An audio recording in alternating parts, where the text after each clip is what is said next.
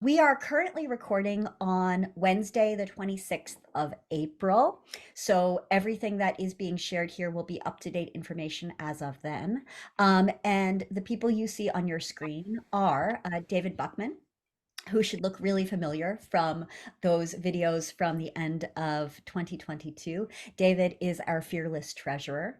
We also have with us today Lorraine Gates, who is one of the associate wardens. And one of the things that we'll be doing with these quarterly videos going forward is trying to make sure that there's always someone part of the video who is a member of the parish council or one of the wardens, because I think it's really important for folks to understand that just because David is the treasurer, it's not that he's the only person who's interested in the finances or the only person involved in decision making. There's a whole team of people on top of these issues. And so a lot of the people that you're going to be seeing in these videos are people who are involved in decision making and watching over things. And I think that sometimes having them ask the questions that come up for them will also be helpful to everyone else. In the set of videos that we made at the end of 2022, we said that the financial situation of St. John the Divine's was serious but not fatal. So I think it's useful to start off by asking, is that still the case? And possibly on updating folks on what has happened since that set of videos came out. As we recover from the pandemic and start to rebuild our parish, we recognized in 2022 that we need to improve our operating deficits to flourish again. Just a reminder, the operating deficit is the difference between our operating revenues, which are mostly givings and rentals and fundraising, and our operating expenses, which are clergy, administration, worship, property, and so on. So as we prepared our 2023 budget, we made a specific goal, which we achieved, of reducing 2022's operating deficit by 20%. And that goal we achieved. And of course, the AGM held at the end of February agreed and approved that new budget after some discussion. And AGM, annual general meeting, and that is the meeting at which we, as a parish, pass the new budget. And so we have a new budget, I understand, based on what you just said, that doesn't get to a completely balanced budget, but does get to a budget that has significantly reduced the operating deficit. And that is part of getting us on track to eventually getting to a balanced budget. If we've got an annual budget, why do we bother to look at quarterly budgets? How do we share quarterly budgets? Why is it important to be doing this kind of quarterly reporting and oversight? I think the simple answer to your question is that you don't want to have a nasty surprise in December. Mm. It's important that for most things, the year unfolds and we pay our phone bills and salaries and all this stuff, monthly. What we're doing each month and quarter is simply saying, are we on track? How's it going? And do we need to make a course correction, which is very important. So how do we share these quarterly budgets? And the finance committee, for example, looks at these things monthly, of course, but we share with the parish every quarter. First thing we do is we simply put a hard copy in the church on the notice board by the garden entrance. You can always find it there. We also, thanks to Bill Hazar, publish every quarter this statement plus some commentary in Divine Connections, which will be coming out in May, the next version. Also, starting this year, we're going to make and post a short video just like this to keep everyone updated. Each of these videos, as you said earlier, would include at least one warden or member of parish council, since these are the people who help to oversee the budget that we are planning. Anyone who has questions or wants more information can always contact me, please, or any other warden or any member of the parish council. Great. And I think that what you've made really clear there is that this information has been available previously and it continues to be available, and from now on it's going to be made available in even one more way, and that we really do hope that everyone will be aware of this information and be informing themselves and also asking questions. And so, speaking of questions, I think that, Lorraine is a great person to start asking questions about what the current report says. Yeah, so as we look at the first 3 months of 2023, David, how have things unfolded financially? Okay, well, I think on your screen you should have a copy of the report that is posted already on the notice board and has been circulated to parish council and so on. This is the simple statement of our operating revenue and expenses. At the top, we have our core revenue or operating revenue, and the bottom section is our operating expenses. As you can see from the numbers here, both in budget and actual, the major part of our revenue is givings or donations that come in through many, many different ways, and we'll talk more about that later. The second thing is the rental income, which is mainly the rental of our hall to Pacific Opera Victoria or POV. And the third category, which, as you can see, there was nothing much done in the first quarter, was fundraising. So our total revenue, and this, by the way, is the important distinction we're looking at, is how did each of these elements of our revenue and expenses fare in relation to the budget that we set at the annual general meeting? As you can see, there was quite a big shortfall in the givings, and we're going to talk more about that in a moment. But rental income, as is typical for rental income, where you have a contract, as with POV, that held up very well. So overall, we were 81% of our revenues for the first 3 months. Turning to the operating expenses, one of the biggest ones, of course, in the first quarter was our clergy, where we, of course, had Stephanie with us as well as Alistair. That was obviously very much on track, as most people's salaries are. Worship and music, which is another big item, was very much again on track. The diocesan assessment, which interestingly, we spend as much as we do for tax, so to speak, for the diocese as we do in worship and music. That again is obviously 100% because that's taken out of our account monthly. Family ministry likewise was exactly on track. And the good news, if you like, is at the bottom here, because our property budget or expenditure rather was much less, or 30% less than expected. And that was due to a couple of things. Mainly, in fact, that during the winter months, if you like, January, February, March, we did not do a lot of, or luckily had not a lot of repairs to do. And there's always the issue of billing, in the sense that Hydro only bills us every 2 months, Fortis bills us every month, and so on. So there's always juggling, if you like, as to whether the bills are coming in for last month and so on. But so for those two major reasons, mainly because there was no significant repairs needed in the first quarter, and the incidence of billing, that was why the property budget was, thank goodness, well below the budget. Likewise, administration, that was also 30% below budget, but for a somewhat different reason.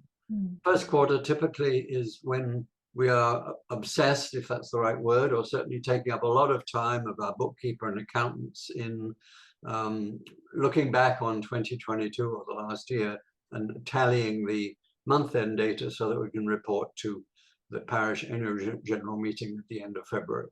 Because of that, their billings fell behind. The budget assumed that they billed equally every month, but in fact, they're running a little bit behind. So that's why, again. So our total expenses were also only 86% of our budget. And so the net operating deficit, which is the difference between those two items, was actually only $351 difference in net operating deficit, which on a total deficit of over $50,000 is remarkable. And I can assure you was certainly not, I mean, that was by luck or whatever, but as you can see, that's the main story. So we've done a good job budgeting, in that our where we have ended up at the end of this 3 months is very close to what our budget numbers are. But where does this leave us for the rest of the year, David? We're still carrying our deficit. let's talk more about some of the things I mentioned as I was going through the chart. The Mhm. main item is that top line givings. And the major event in the first 3 months was that the diocese finally cancelled at the end of February their old electronic collection plate program, which takes money out of yours and my bank account, puts it straight into the church's bank account, so that we don't have to worry about writing a check or remembering to put money in the collection plate and so on each month. It's a totally electronic system. We have switched to a new system, which actually is operated by the United Church of Canada, but they offer it to other churches too. And this changeover has not been as smooth as many changeovers are, and has run into some of the problems. Jim Harlick, who is our envelope secretary, and who's the only person who sees the amount of money that everyone gives. I do not see it, and I do not want to see it, nor do the wardens or anyone else. He has managed that transition, and like all transitions, it has not gone very smooth. It's only, sadly, I should mention, by the way, that this ECP system, or planned debit giving, was about 60% of our total. So it's a very important part of our givings, which is why givings are very low. There have been some hiccups in this transfer. Some people, either did not receive the form or have not yet sent in the form, or whatever. If there are any questions, then Jim is the person to talk to, because he is the one that, as I said, not only issues your tax receipts at the end of the year, but he is the one that sets up this electronic collection plate program. That's the main thing that we're hoping by this month, April, that most of the errors that happened in March, which was the first month of the system, have been corrected. But I think it may take a month or two for it to get fully up and running. Luckily, as I may have mentioned earlier, I think some people have probably switched, looking at the numbers, from electronic collection plate or pre-authorized debit.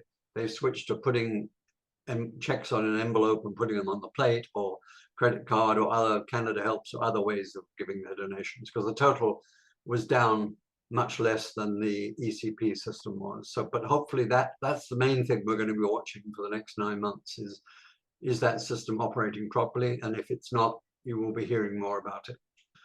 The other thing we need to look at is that normally we pay our insurance premium on the 31st of March, but this has been delayed this year, so I took it out of the budget, and of course we didn't pay it.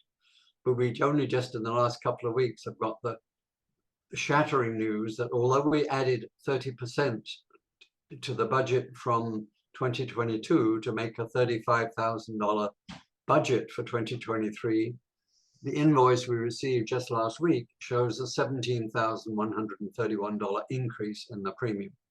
We're obviously looking very hard at that, but essentially I think Finance Committee and Parish Council are unlikely to be able to effect much change because of limited opportunity, a new evaluation of our building, which virtually doubled its cost, and so on. So I think that's something, and we're just going to have to pay it. So that's something that is some bad news that will happen in the next 9 months. There's one piece of, in a sense, good news, but in the budget, we had expected Stephanie, of course, to leave us by the middle of the year.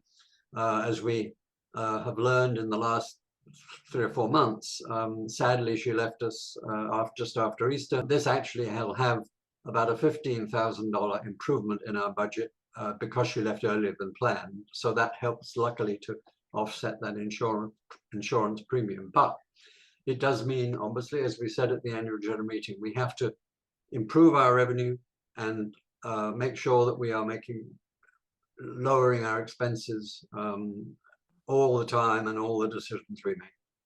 The sense that I get from what you've just talked us through is that there are ways that things that we planned for are turning out the way that were expected. There are also things that weren't planned for, but that have kind of worked out okay. and that we at this point can't simply rest on our laurels and say everything is absolutely fine and perfectly on track. And so we are continuing to watch all of the pieces of the budget, the givings, the revenue, the expenses. We're continuing to watch everything very, very, very carefully so that by the end of the year, we're hoping that we will be able to say that exactly what we were striving for is where we've wound up, and maybe even a little bit better. Having said all of that, are there any takeaway messages that you have, David, for anyone who's watching this video?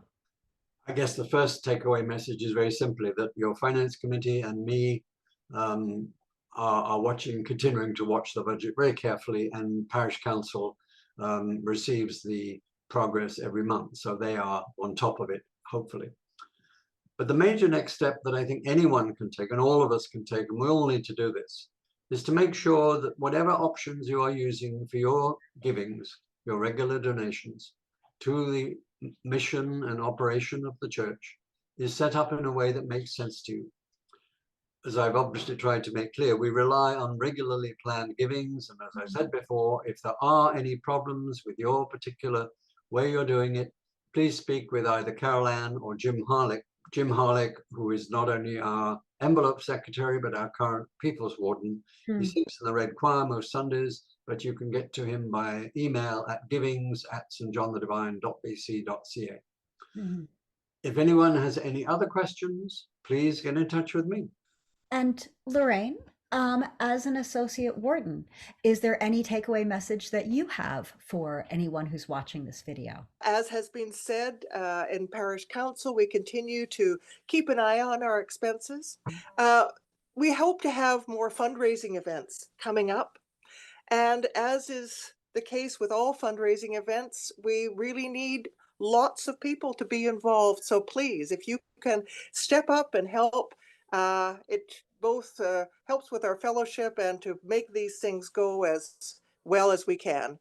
And the wardens and parish council, as David has mentioned, I think for all of us, if people have anything they want to say, we welcome that feedback, ideas, and questions as we go forward. Thank you so much to both of you. I'm leaving this video feeling like I've got a much better sense of how things are going. And this is our report for our first quarter. That's 3 months of the year. Our second quarter then ends at the end of June.